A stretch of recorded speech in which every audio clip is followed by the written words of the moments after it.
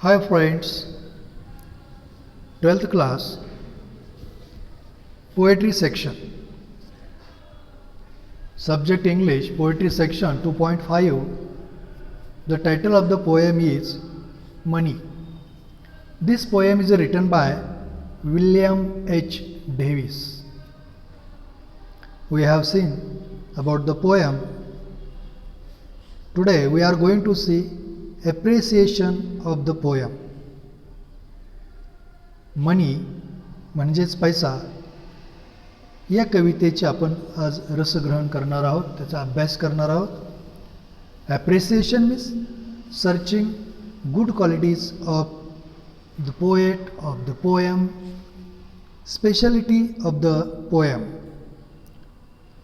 Look at the appreciation means appreciate the qualities of the poem, to enjoy the poem for its real sense.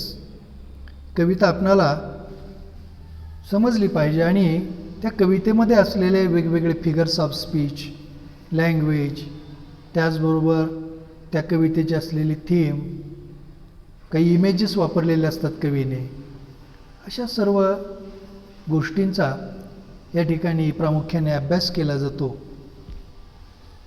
Appreciation करत असताना आपण काही महत्त्वाचे जे काही मुद्दे आहेत त्याच्यावर फोकस करत असतो.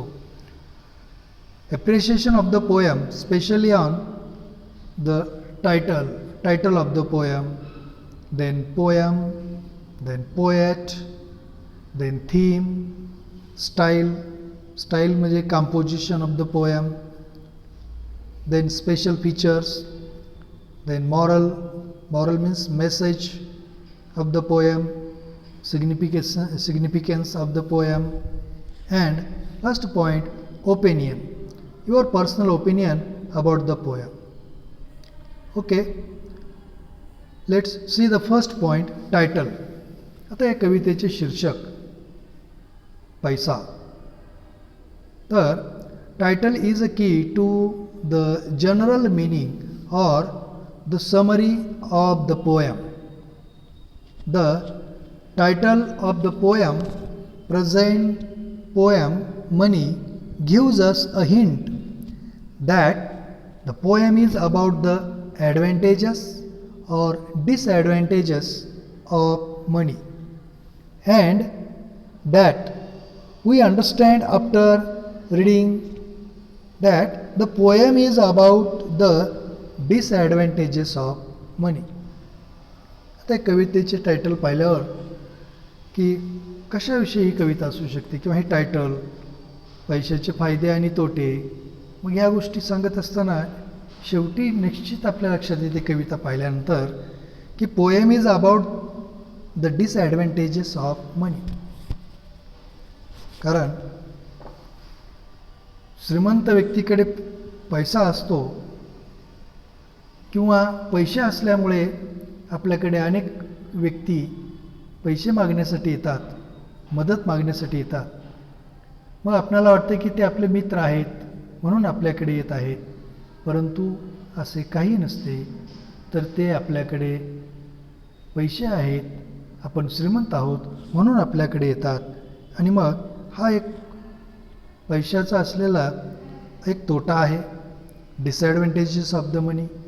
आणखीन महत्त्वाचा तोटा म्हणजे की कवी या ठिकाणी सांगतात की जोपर्यंत मी गरीब झालो नाही तोपर्यंत मला आनंद कळला नव्हता. म्हणजेच खरे समाधान, खरे स्वातंत्र्य, खरा आनंद, निखळ आनंद घ्यायचा असेल तर गरीब असणे आवश्यक आहे. म्हणूनच या कवितेमधून आपण हे पाहतो. आणि title money is really apt, suitable, meaningful. Yes, it has a meaning. Next point, poet. W.H. Davis. William H. Davis is the poet who took first-hand experience of the poor person to write his poetry. कवी ही कविता लिहिण्यापूर्वी त्यांनी अगोदर गरिबीचे अनुभव घेतलेले आहेत. ते श्रीमंत होते परंतु त्यांनी अमेरिका, इंग्लंड या देशामध्ये भटकंती केली, फिरले ते ट्रॅम्प, होबो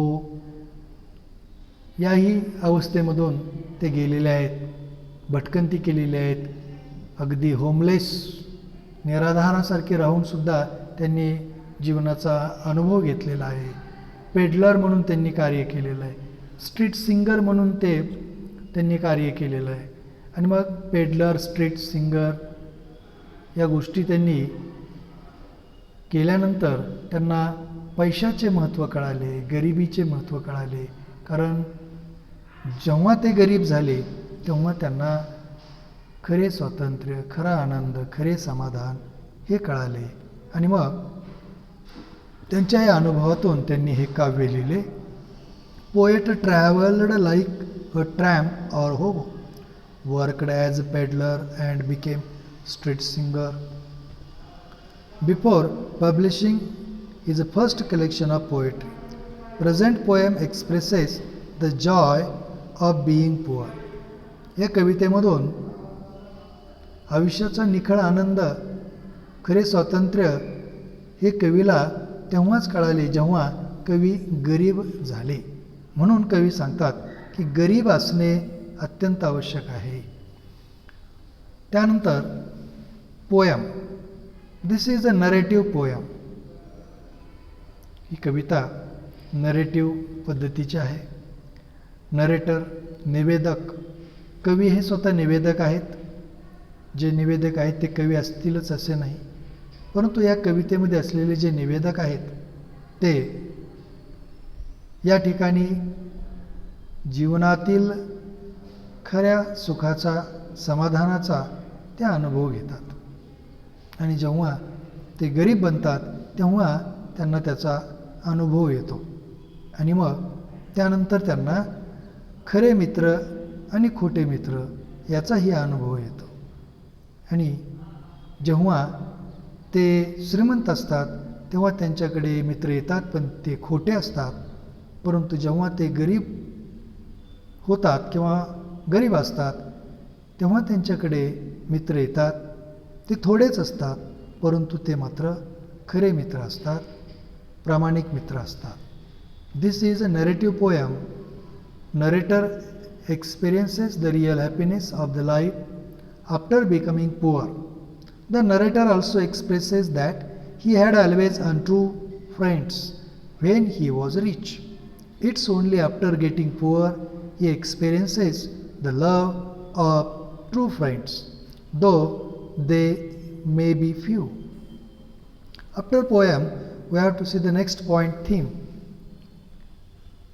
Yes.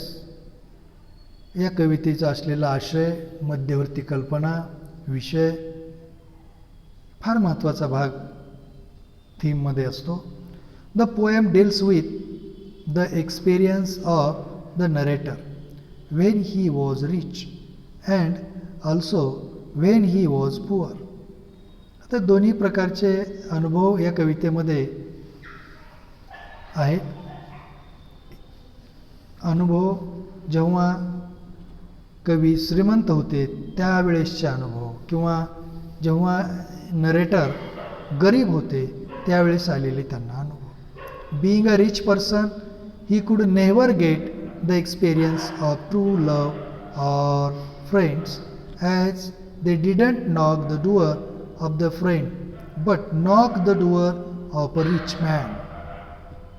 श्रीमंत असतानाचा अनुभव, त्यांच्याकडे जेव्हा मित्र येत ते मित्र, कवी निवेदकाला वाटत असे की ते मित्र माझ्याकडे मैत्री आहे म्हणून येतात पैसे मागण्यासाठी वगैरे, परंतु नंतर त्यांच्या असं लक्षात आलं की ते मित्र म्हणून आपल्याकडे मदत मागायला येत नाहीत, तर आपण एक श्रीमंत व्यक्ती म्हणून आपला ते दरवाजा ठोठावतात. म्हणजेच ते आपल्याकडे पैसे आहेत म्हणून ते येतात, मित्र म्हणून येत नाहीत. परंतु but as a poor he experienced the real joy of life as he got few but real friends. परंतु पुढील मात्र जो त्यांना अनुभव आला गरीब असतानाचा तो फार महत्त्वाचा आहे की जेव्हा ते गरीब होते तेव्हा त्यांना जीवनातील खरा आनंद समजला, खरे समाधान त्यांना समजले आणि ते गरीब होते तेव्हा त्यांना मित्रही भेटले, परंतु ते मित्र मात्र त्यांचे खरे मित्र होते, सत्य मित्र होते. संख्येने कमी असतील परंतु ते प्रामाणिक मित्र होते. हे या कवितेची थीम आहे. त्यानंतर स्टाईलमध्ये आपण कवितेची भाषा कशी आहे, त्याचबरोबर स्टांजाज कसे आहेत, लाईन्स कशा आहेत, रायमिंग स्कीम काय आहे, रायमिंग पेअर्स कशा पद्धतीचे आहेत, या सगळ्या गोष्टी आपण यामध्ये पाहत असतो. Style it means here language, composition, poetic devices. Look at the style. The poem has 5 stanzas having 4 lines each.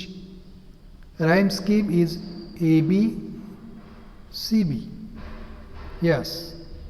First 4 stanzas have AB, CB rhyme scheme and last stanza has a rhyme scheme AB, AB. Look here. The poem is written very simply. Helps us to identify the true friends and real happiness. या कवितेमधून अगदी सहज आपल्या लक्षात येते खरे मित्र आणि खरा आनंद, खरे समाधान हे आपल्याला अगदी सोप्या भाषेमध्ये कवीने सांगितलेले आहे. The use of the figure of speech inversion is very powerful. For example, then left I like a child that holds. Then much have I thought of life and seen. Then another figure of speech is used here. It's a very remarkable repetition of O. Yes. This repetition of O is also very significant. Now special features of the poem. Special features of the poem is its difference between the happiness of poor and rich. या कवितेमध्ये जो फरक सांगितलेला आहे तो म्हणजे या ठिकाणी गरीब लोकांचा आनंद किंवा गरीब लोकांचे समाधान आणि श्रीमंत लोकांचे समाधान हे या कवितेमध्ये फरक दाखवण्यात आलेला आहे. The difference between their friends is also significant. आणखीन महत्त्वाचा भाग या कवितेमधून आपल्या लक्षात येतो की श्रीमंत किंवा आपण श्रीमंत असताना असणारे आपले मित्र आणि गरीब असताना असणारे आपले मित्र हे कवीने या ठिकाणी दाखवलेले आहे. The use of O at the end of 3 lines is expressive. It has different expressions at different contexts. In first line, it expresses sad tone of lacking something, but it has a tone of fulfillment. Next, moral, the message of the poem, significance of the poem. What do you learn from the poem? Yes, the poem teaches us to identify the difference between true and untrue friends. हो, हे आपण ह्या कवितेपासून शिकलो. या कवितेमधून काय शिकलो आपण?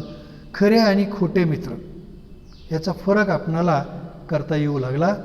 कसा करता येऊ लागला पहा, की खरे मित्र कोणाला म्हटलं कवीने, की जेव्हा कवी गरीब होते तेव्हा त्यांच्याकडे जे मित्र आले किंवा येत होते ते त्यांचे खरे मित्र, आणि जेव्हा ते श्रीमंत होते तेव्हा त्यांच्याकडे केवळ पैशासाठी येत होते ते त्यांचे खोटे मित्र.